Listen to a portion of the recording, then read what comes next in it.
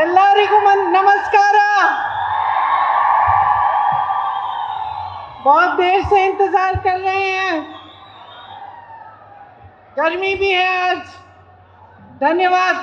सबसे पहले मैं परमादरणीय कांग्रेस अध्यक्ष जी श्री मल्लिकार्जुन खड़गे जी से क्षमा चाहती हूँ कि वो मंच पे बैठे थे और मुझे देर हो गई।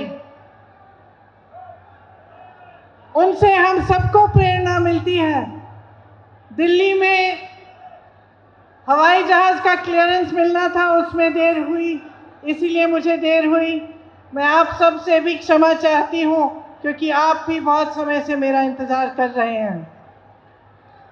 यहाँ मौजूद श्री रेवंत रेड्डी जी, श्री रणदीप सुरजेवाला जी, श्री शरण प्रकाश पाटिल जी, श्री प्रियंक खड़गे जी, श्री अजय सिंह जी, श्री जगदेव गुटेदार जी और सभी उपस्थित नेतागण, सभी पार्टी के कार्यकर्ता पदाधिकारीगण का मेरा इस सभा में बहुत बहुत स्वागत। और मेरी प्यारी बहनों, आप बहुत समय से बैठी हैं, आप सबको देखकर बहुत खुशी हो रही है। मेरे प्यारे भाइयों, आपका भी इस सभा में बहुत बहुत स्वागत। ये बसवन्ना जी की धरती है,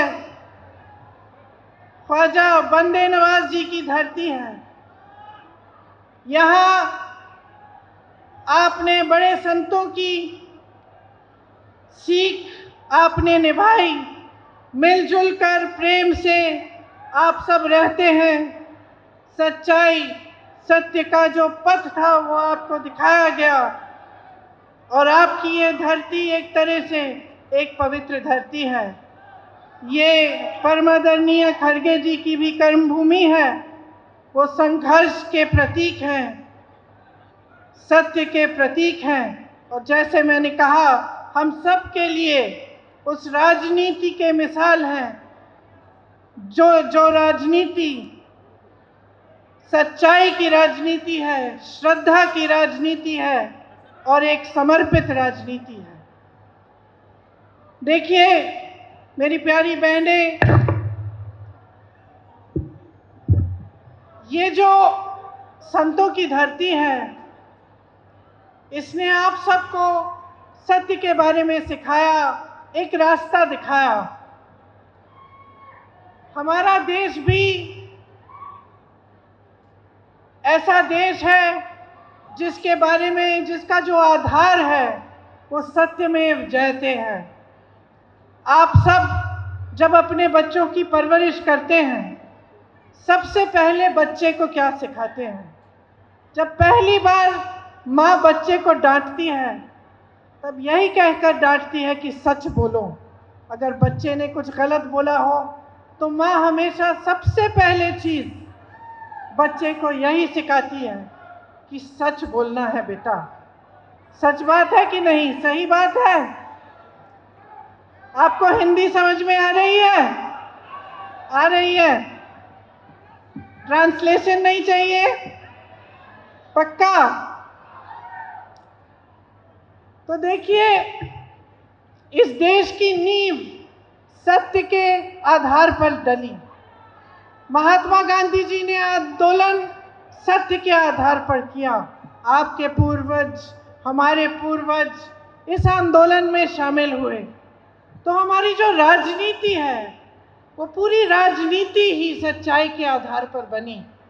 हमने हमेशा अपने नेताओं से ये उम्मीद रखी, ये आशा रखी कि हमारे नेता हमारे प्रति श्रद्धा रखेंगे, हमारे देश के प्रति समर्पण का भाव रखेंगे, सेवा का भाव रखेंगे और सबसे ऊपर हमने आशा यही रखी कि हमारे नेता हमसे सच बोलेंगे और एक ऐसी राजनीति होगी हमारे देश में जो सत्य पर आधारित होगी।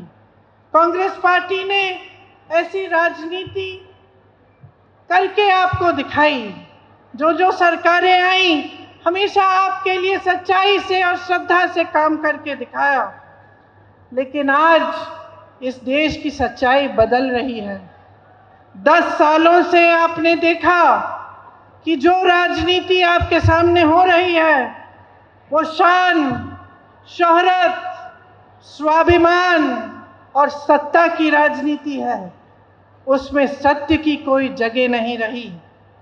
आपने देखा कि प्रधानमंत्री से लेकर जो आपके सांसद हैं यहाँ के, आपके प्रति उनके दिल में कोई जवाबदेही की भावना नहीं रही। ये एहसास नहीं रहा कि जब आपके सामने आएंगे तो आपसे सच बोलना है, आपसे झूठ नहीं बोलना है। आपके सांसद तो ऐसे रहे कि आपके सामने आते ही नहीं हैं, यहाँ रहते ही नहीं हैं। 5 सालों में आपके लिए कुछ नहीं किया उन्होंने। एक ट्रेन चालू की है, उसके अलावा कुछ नहीं किया।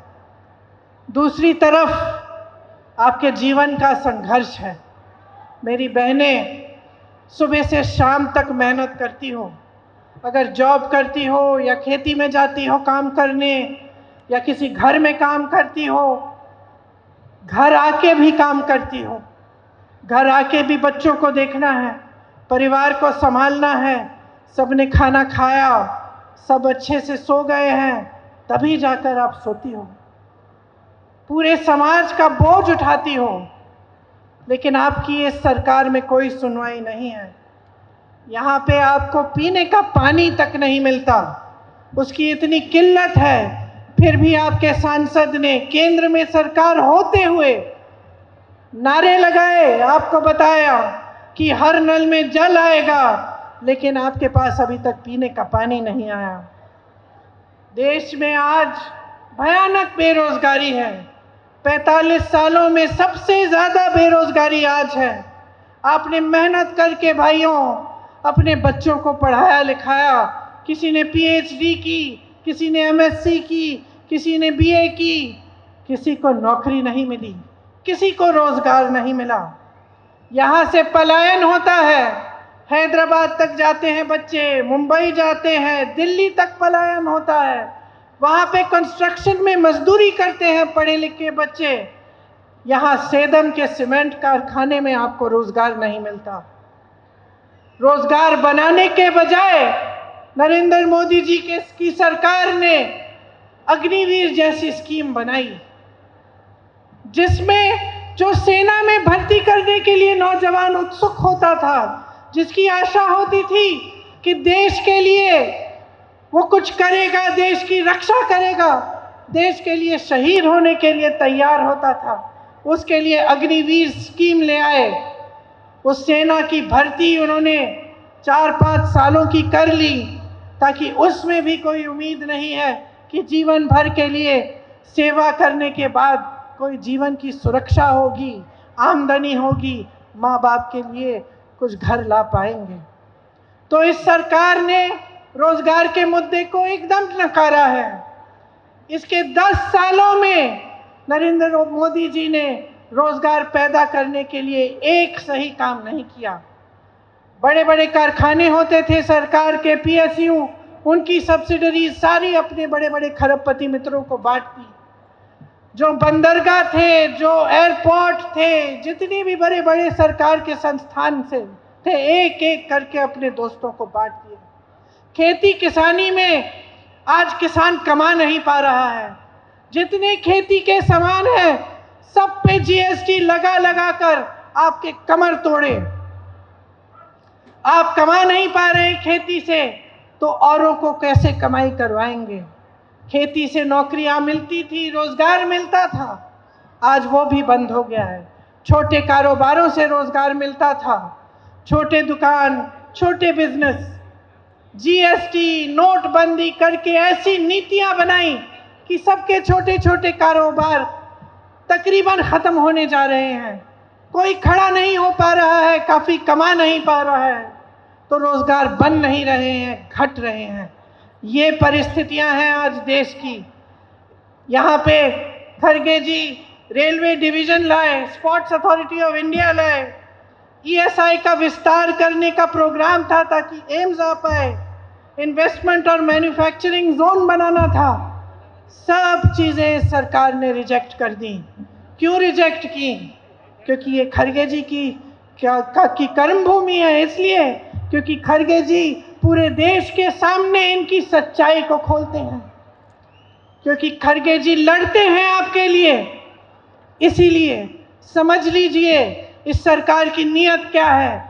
ये जनता की भलाई नहीं देखते, ये अपनी सत्ता देखते हैं, ये राजनीति देखते हैं, और राजनीति और सत्ता के आधार पर साफ निर्णय करते हैं।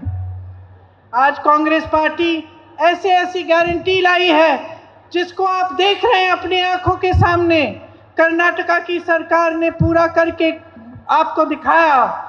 कई सारी महिलाओं को हर महीने 2000 रुपए की सरकार दे रही है, और ये काम शुरू हो गया है।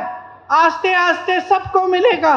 इसी तरह से देश भर में हम गारंटी देते हैं कि 30 लाख सरकारी पद नरेंद्र मोदी जी की सरकार ने खाली रखे हैं। उन 30 लाख पदों को हम भरेंगे। अग्निवीर जैसी स्कीमों को हम रद्द करेंगे, बंद करेंगे। 5000 करोड़ रुपए का फंड निकालेंगे ताकि जो नौजवान अपना छोटा कारोबार या बिजनेस शुरू करना चाहता है उसको सुविधा हो। शिक्षा के लिए हम जो आप लोन लेते हैं उनको माफ करेंगे, और शहरों में भी न्यूनतम रोजगार 400 रुपए का होगा, और न्यूनतम रोजगार की गारंटी मिलेगी। कम से कम 100 दिन का रोजगार शहरों में भी कानून से आपको गारंटी मिलेगी। मैंने किसान भाइयों की बात की। आज देश का किसान पिस रहा है।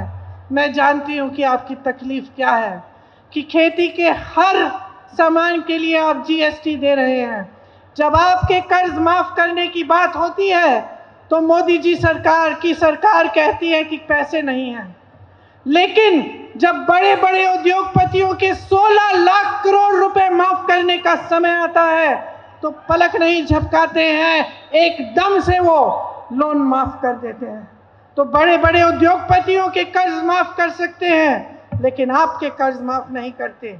यहाँ तुअर दाल नंबर 1 पे है, लेकिन आज उसकी इंपोर्ट की ड्यूटी ये लोग बढ़ाते नहीं हैं, ताकि जो बाहर से विदेशी तुअर दाल है वो आसानी से बिकती है, और जो तुअर दाल आप यहाँ की खेती से आपकी उपज है वो बिक नहीं पाती। इन्होंने हर स्तर पर किसानों को कमजोर करने का काम किया है। बड़े बड़े वादे किए, किसान की आमदनी दुगनी होगी, लेकिन सारे वादे खोखले निकले।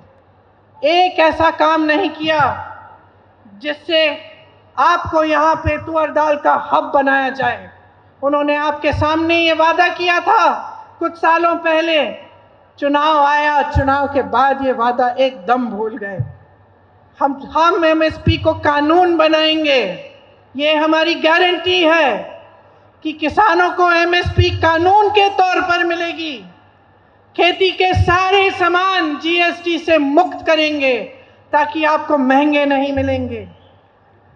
आपका जब नुकसान होता है तो आजकल आपको मुआवजा समय पे नहीं मिलता।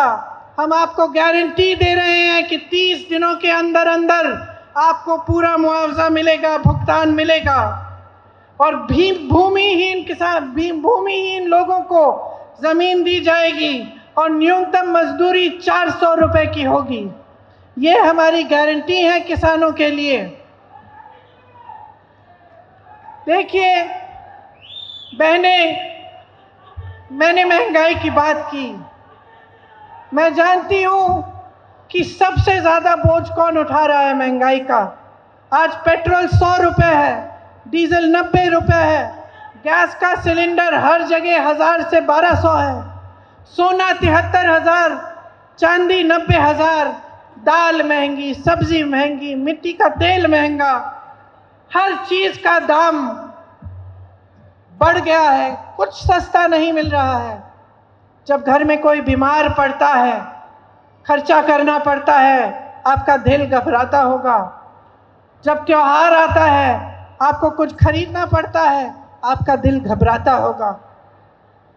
जब घर में मुश्किल पड़ती है, किसी को खाना नहीं मिल रहा है, तो मैं जानती हूँ कि आप ही भूखी रहती हैं, सबको खिला के सोती हैं। संघर्ष आप करती हैं और आपकी इस सरकार में कोई सुनवाई नहीं रही। आपने खुद देखा कि जब एक अच्छी सरकार आती है, जिसकी नीयत ठीक होती है, तो कितना काम हो सकता है आपके लिए। आजकल पूरे कर्नाटका में आप बस से यात्रा करती हैं, फ्री में करती हैं ना? करती हैं। अच्छा लग रहा है आपको ये? तो देखिए, जब सरकार की नीयत ठीक होती है तो ऐसी स्कीम्स लाते हैं जिससे आपकी मदद होती है। जो नरेंद्र मोदी जी की सरकार है वो गरीबों की सरकार नहीं है, वो आम आदमी की सरकार नहीं है, वो मिडिल क्लास के लिए कुछ नहीं कर रही है, वो सिर्फ बड़े बड़े खरबपतियों के लिए है। देश का लोहा, देश का कोयला, देश की बिजली, देश की सड़कें सारी इनको सौंप दी हैं। मैंने पहले कहा, हवाई अड्डे सौंप दिए हैं, हाईवे सौंप दिए हैं, बंदरगाह सौंप दिए हैं, सरकारी बैंकों से इनके 16 लाख करोड़ माफ कर दिए हैं, किसानों के लिए एक पैसा नहीं। और पूरे देश में इनकी एक साठगांठ है, पूरे देश की मीडिया के साथ। सारी देश की मीडिया आज खरबपति चला रहे हैं, आपको सच्चाई कभी नहीं दिखती। आपके लिए जो बैंक खुले थे, वो जब बड़े बड़े उद्योगपतियों को उनके लोन माफ करते हैं, आपको पता नहीं चलता। लोग चुप रहते हैं, मीडिया चुप रहती है। जब विपक्ष पर हमला होता है, सांसदों को संसद से निकाला जाता है, तो कोई सवाल नहीं उठाता। मीडिया कहती है कि सिर्फ मोदी जी ऐसा कर सकते हैं। जब दो चीफ मिनिस्टर को गिरफ्तार किया जाता है, जेल में डाला जाता है, तो सारी मीडिया चुप रहती है। जब मोदी जी स्कीम निकालते हैं कि इलेक्टोरल बॉन्ड से जो उनको चंदा दे रहा है उसका नाम गुप्त रहना चाहिए, तब कोई सवाल नहीं उठाता। जब मोदी जी कहते हैं कि कोई भ्रष्ट है और उस नेता के खिलाफ इल्जाम लगाते हैं और फिर वही नेता उनकी पार्टी में चला जाता है, तो कोई कुछ सवाल नहीं उठाता। सब वाह करते हैं, सब कहते हैं कि बड़ा मास्टर स्ट्रोक है मोदी जी का। रेवंत जी ने आपसे कहा कि दिल्ली पुलिस इनके यहाँ पहुंच रही है, तेलंगाना में।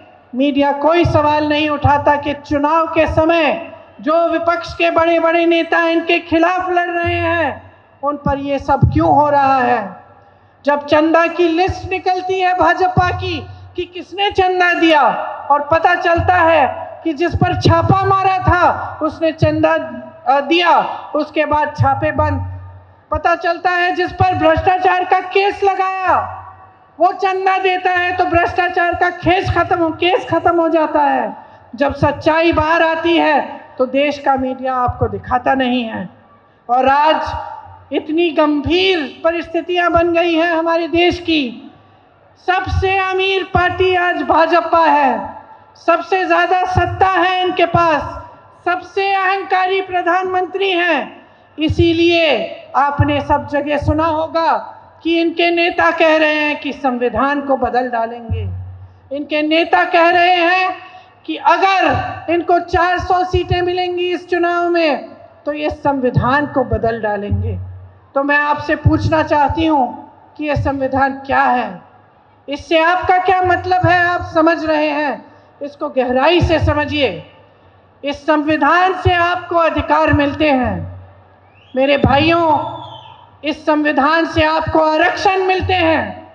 इस संविधान से इस देश में यह तय किया था हमारे पूर्वजों ने कि चाहे वो किसान हो, चाहे एक गरीब हो, एक छोटे से गांव में, चाहे एक छोटे से शहर में कोई रहता हो, या इस देश का प्रधानमंत्री हो, सबको समान अधिकार मिलेगा, सबको वोट मिलेगा। तो ये जब संविधान को बदलने की बात करते हैं तो ये लोकतंत्र को कमजोर करने की बात करते हैं। कोली समाज के लिए जब हमारी सरकार ने इनको एक पत्र भेजा कि आरक्षण होना चाहिए, तो मोदी जी की सरकार ने मना कर दिया, उसको रिजेक्ट कर दिया। आपको समझना पड़ेगा कि ये सब बातें आपके सामने नहीं आ रही हैं। चुनाव के समय मोदी जी इस देश के प्रधानमंत्री आकर आपको सिर्फ इधर उधर की बातें बताते हैं। आजकल तो बहुत बहकी बहकी बातें करने लगे हैं। चाहते हैं कि हर चुनाव को हिंदू मुसलमान पे लड़ा जाए। 10 सालों से इनका राज रहा है, एक काम करके नहीं दिखाया, इसलिए इनकी हिम्मत नहीं है कि आपके सामने जब चुनाव के समय आए तो अपने काम की बात करें, आपको बताएं कि इन्होंने कितने रोजगार दिए, इन्होंने कितने लोगों को शिक्षा दिलवाई, कितने संस्थान खोले।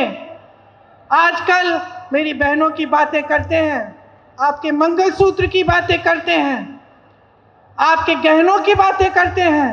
मैं इनसे पूछना चाहती हूं कि ये कहां थे जब हमारे ओलंपिक मेडलिस्ट के साथ अत्याचार हुआ? कहां थे ये लोग? जब हाथरस और उन्नाव में महिलाओं के साथ बलात्कार हुआ और उन महिलाओं को जला दिया गया, तो मोदी जी ने किसके पक्ष में बोले? क्या महिलाओं के पक्ष में बोले? क्या मोदी जी की सरकार ने उन अपराधियों की रक्षा की? मैं उनसे पूछना चाहती हूं कि आज कर्नाटका में एक बहुत बड़ी बात निकली है कि उनके साथ जो मंच पे खड़े थे, जिनके लिए मोदी जी ने वोट मांगा, उन्होंने हजारों महिलाओं के साथ दुष्कर्म किया, हजारों महिलाओं के साथ। मैं पूछना चाहती हूं मोदी जी क्या कहते हैं इसके बारे में? क्या कहते हैं हमारे प्रधानमंत्री इसके बारे में? हमारे गृह मंत्री क्या कहते हैं इसके बारे में? कुछ समय पहले 3 दिनों के लिए मैं अपनी बेटी से मिलने गई। प्रधानमंत्री जी, गृह मंत्री जी बोलने लगे कि प्रियंका गांधी विदेश में गई है। जहां मैं जाती हूं इनको पता चल जाता है, जहां विपक्ष के नेता जाते हैं इनको पता चल जाता है। लेकिन इस तरह का अपराधी, इस तरह का राक्षस इस देश को छोड़ के चले जाता है और इनको पता नहीं चलता। हम कैसे यकीन कर सकते हैं इस बात पर? सब चीज, हर जानकारी इनके पास जाती है। सब नेताओं पे ये ध्यान रखते हैं कौन कहां जा रहा है, क्या कर रहा है। और इतना बड़ा अपराध करके इनके नाक के सामने कोई देश से भाग गया और ये कुछ नहीं कह रहे हैं। देखिए बहने, इनसे जवाबदेही मांगिए, इनसे जवाबदेही मांगिए, इनसे सवाल उठाइए। इनकी हिम्मत नहीं होनी चाहिए, मोदी जी की हिम्मत नहीं होनी चाहिए कि किसी के मंगलसूत्र के बारे में बात करें जब तक ये अपराधी वापस नहीं आएगा। प्रधानमंत्री की जिम्मेदारी होती है इस देश के प्रति। हमने बहुत प्रधानमंत्री देखे हैं, इंदिरा जी को देखा है, जवाहरलाल नेहरू को देखा है, राजीव गांधी को देखा है, मनमोहन सिंह जी को देखा है, वाजपेयी जी को भी देखा है जो भाजपा के प्रधानमंत्री थे। सब इस देश के प्रति अपनी जिम्मेदारी को समझते थे। सबसे बड़ी जिम्मेदारी यह है कि सच बोलें, और दूसरी जिम्मेदारी यह है कि देश की सुरक्षा इनके हाथों में है। मैं इनसे पूछना चाहती हूं कि क्या किया है इन्होंने महिलाओं की सुरक्षा के लिए? क्या किया है इन्होंने आपकी सुरक्षा के लिए? हर स्तर पर आपको कमजोर किया है। सिर्फ यही रट लगा रखी है कि 70 सालों में क्या हुआ, 70 सालों में क्या हुआ। मैं इनको बताना चाहती हूं, प्रधानमंत्री जी, अब ये 70 सालों की रट नहीं चलेगी। 10 सालों से आपकी सरकार है। आप बताओ, आपने कितने विश्वविद्यालय खोले? कांग्रेस ने आईआईटी खोली, आईआईएम खोली, एम्स बनाए, इसरो, डीआरडीओ, नाम लीजिए, कांग्रेस ने बनाया। नरेंद्र मोदी जी ने 10 सालों में क्या बनाया? आकर मंच पर आपको बताएं। कांग्रेस ने पूरा प्राइवेट सेक्टर, पूरा पब्लिक सेक्टर मजबूत किया जिससे आपको रोजगार मिले। ये बताएं कितने रोजगार दिए हैं, बताएं। महिला की सुरक्षा की बात करते हैं, बताएं किस महिला की सुरक्षा की है? सिर्फ जिन्होंने अत्याचार किया उनकी सुरक्षा की है। अपने काम के बारे में बात करके दिखाएं अगर हिम्मत है इनमें। हिम्मत नहीं है भाई और बहनों, वही आपको 5 किलो का राशन का बोरा पकड़ाया है और ये सोचते हैं कि ये काफ़ी है। मैं नहीं कहती कि ये बुरी बात है, अच्छी बात है अगर गरीबों को राशन मिल रहा है। लेकिन मैं आपसे पूछना चाहती हूँ मेरी बहनें, आप जब अपने बच्चों को पढ़ाती लिखाती हैं तो आप इसलिए उनको बड़ा करती हैं कि वो 5 किलो का राशन ले लें और उनको कोई रोजगार नहीं मिले? क्या आप ये चाहती हैं? क्या ऐसे विकसित होगा हमारा देश कि जहां जहां संकट है वहां संकट बढ़ाया जा रहा है, जहां जहां गरीब है वहां गरीब होते जा रहा है, और जहां जहां इनके खरबपति मित्र हैं वो और भी अमीर होते जा रहे हैं? क्या ऐसे ही आगे बढ़ेगा ये देश? क्या ऐसे ही तरक्की होगी आपके परिवारों की, आपके शहरों की, आपके गांव की? नहीं। अगर आप जवाबदेही नहीं लाएंगे, इस सरकार से सवाल नहीं पूछेंगे, अगर आज ये प्रधानमंत्री आपके सामने आकर आपको फिर से गुमराह करके धर्म के नाम पर आपसे वोट लेंगे तो ये आपकी गलती होगी। बहनों और भाइयों, आपको जागरूक बनना है, आपको गहराई से समझना है कि आज इस देश में क्या हो रहा है। मेरी बहनें, आपकी जो गारंटी है जो कर्नाटका की सरकार दे रही है आपको, उसके अलावा हम पूरे देश भर में महिलाओं के लिए गारंटी लाए हैं कि हर महिला, जो हर परिवार में जो सबसे बड़ी महिला है उसको 1 लाख रुपए सालाना सरकार देगी। 25 लाख तक आपको स्वास्थ्य बीमा सबको मिलेगी, मतलब कि स्वास्थ्य की सारी सुविधाएं 25 लाख तक मुफ्त मिलेंगी। सरकारी नौकरियों में 50% महिलाओं को मिलेंगी। आशा, आंगनवाड़ी और जो महिलाएं मिड डे मील्स में काम करती हैं उनके मानदेय में जो केंद्र सरकार का जो भागीदारी है उसको दुगना करेंगे हम। ये जो कर्नाटका में सरकार बनी है, शायद आपको खुद एहसास हुआ होगा कि ये आपकी सरकार बनी है, ये जनता की सरकार है, ये आपके लिए दिन रात काम कर रही है। आपको गृह लक्ष्मी योजना दी, आपको गृह ज्योति योजना दी, अन्ना भाग्य दिया, मुफ्त में बस यात्रा दी, युवा निधि दी है। और जैसे आपने अपने अपने बच्चों को सिखाया, उसी तरह से मैं आपसे कहना चाहती हूं कि जो आज की राजनीति है उसको सच्चाई के रास्ते पे लाने के लिए आपका बहुत बड़ा योगदान होगा। अब आप देख रही हैं कि जब पहले सरकार थी वो कैसी थी और जब कांग्रेस की सरकार आई है वो कैसी है। तो आप खुद समझिए कि कोई आपके मंच पर खड़े होकर सच्चाई की बात कहता है, कोई काम की बात करता है, विकास की बात करता है तो वो काम करके दिखाएगा। यहाँ रेवंत जी भी बैठे हैं। तेलंगाना में भी जो गारंटी दी थी वो आज पूरी हो रही है। तो जो हमने आपके सामने कहा वो हम करके आपको दिखा रहे हैं। देखिए, जैसे आप सबने अपने बच्चों को सच के बारे में सिखाया, उस तरह से मैंने भी अपनी माँ से कुछ सीखा। और मैंने सबसे बड़ी चीज अपनी माँ से ये सीखी कि राजनीति और जीवन में जब हम कुछ कहते हैं तो हमारी जबान पक्की होनी चाहिए। अफसोस इस बात की है मेरी प्यारी बहनों और मेरे भाइयों कि मोदी जी की जबान कच्ची है। हर स्तर पर आपको झूठ बोला है। 15 लाख आपके खातों में डालने की बात की, झूठ निकला। 2 करोड़ रोजगार की बात की, झूठ निकला। इलेक्टोरल बॉन्ड जैसी स्कीम लाए, तमाम ऐसी स्कीमें लाए जिससे आप कमजोर हुए।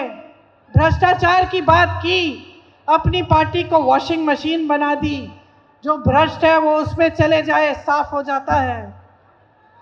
लोकतंत्र को कमजोर किया, सरकारों को खरीदा पैसों से, सबने उनकी वाह की, लेकिन सच्चाई ये थी कि ये गलत बात था। लोकतंत्र को मजबूत नहीं कमजोर करने की बात थी। इसीलिए ये सारी सच्चाइयां बहनों और भाइयों आज आप अपनी आंखों के सामने देख रहे हैं। अब आपके हाथों में एक बहुत बड़ी जिम्मेदारी है। आपको देश के प्रधानमंत्री को जवाबदेह बनाना पड़ेगा। आपको उनसे ये कहना पड़ेगा कि हमें ये सब बातें नहीं सुननी, हमें ये झूठ नहीं सुनने कि कोई राजनीतिक दल हमारे गहने चोरी करके किसी और को दे देगा, हमारे मंगलसूत्र चोरी करेगा। हमें ये हिंदू मुसलमान की बात नहीं सुननी। अब हमें सुननी है अपने विकास की बात। हम चाहते हैं तुम मुद्दे पे आओ, मोदी जी यहाँ खड़े होकर आपको जवाब दें, आपके मुद्दों पे जवाब दें, ये आपको बता कर जाएं कि इनकी 10 सालों से सरकार है, यहाँ पे आपको पीने का पानी क्यों नहीं मिल रहा है। देखिए, आप थकी हुई हैं, काफी समय से यहाँ इंतजार कर रही हैं, सबके भाषण सुने। मैं ज्यादा लंबी बात नहीं करना चाहती। मैं सिर्फ आपसे ये आग्रह करना चाहती हूं कि इस देश का भविष्य आपके हाथों में है। आप अपने बच्चों का देखभाल करती हो, बच्चों को बड़ा करती हो, उनका भविष्य बनाना चाहती हो। वही इस देश की नई पीढ़ी है। इसी तरह से मेरे किसान भाई मेहनत करते हैं, इस देश की धरती को सींचते हैं अपने पसीने से। आप ही इस पूरे देश के अन्नदाता हैं, इस देश को खिलाते हैं। ये देश आपका है। आज लोकतंत्र को कमज़ोर करने की बात है, संविधान को कमज़ोर करने की बात है, आरक्षण को कमज़ोर करने की बात है। आपके लिए रोज़गार नहीं है, महंगाई बढ़ती चली जा रही है। तो इस परिस्थिति को बदलने की चाबी आपके हाथों में है। आपका ये जो कीमती वोट है, इसको आप व्यर्थ मत करो। सोच समझ के ये वोट दो, विवेक से ये वोट दो, अपनी सच्चाई देखो।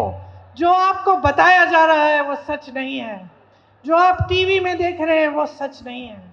सच्चाई आपका जीवन है, सच्चाई यही है, आपका संघर्ष है। और मोदी जी सत्ता से इतने घिर चुके हैं, इतने अहंकारी बन गए हैं कि उनके आसपास के लोग उनको बता भी नहीं पा रहे हैं, उनको पता भी नहीं है कि आप कितना संघर्ष कर रहे हैं। ये एहसास उनको हो ही नहीं सकता। जिसका परिवार होता है, जो गरीबी में रहता है, जो संघर्ष करता है, जो खेती करता है, जो मजदूर है, उसका संघर्ष मोदी जी समझ नहीं पा रहे हैं। तो समझाने का एक ही तरीका है, चुनाव के दिन आप अपने वोट को समझदारी से इस्तेमाल कीजिए। इस सरकार को निकाल फेंकिए और एक ऐसी सरकार लाइए जो आपके प्रति जवाबदेह हो, जो आपके लिए काम करके दिखाइए। ऐसे नेताओं को आगे बढ़ाइए, जैसे आपके सामने खड़गे जी बैठे हैं। 50 सालों से आपकी सेवा की है, परिवार में कितने संघर्ष देखे हैं, कितना दुख देखा है, लेकिन सेवा का रास्ता नहीं छोड़ा, सच्चाई का रास्ता नहीं छोड़ा, आपके लिए संघर्ष करते रहे। और हम सब उनसे प्रेरणा लेते हैं और हम सब आपकी सेवा में समर्पित हैं। आपसे यही आग्रह है कि अपना वोट व्यर्थ मत कीजिए, भारी बहुमत से कांग्रेस को फिर से जिताइए और अपना भविष्य अपने हाथों में लीजिए। धन्यवाद। जय हिंद।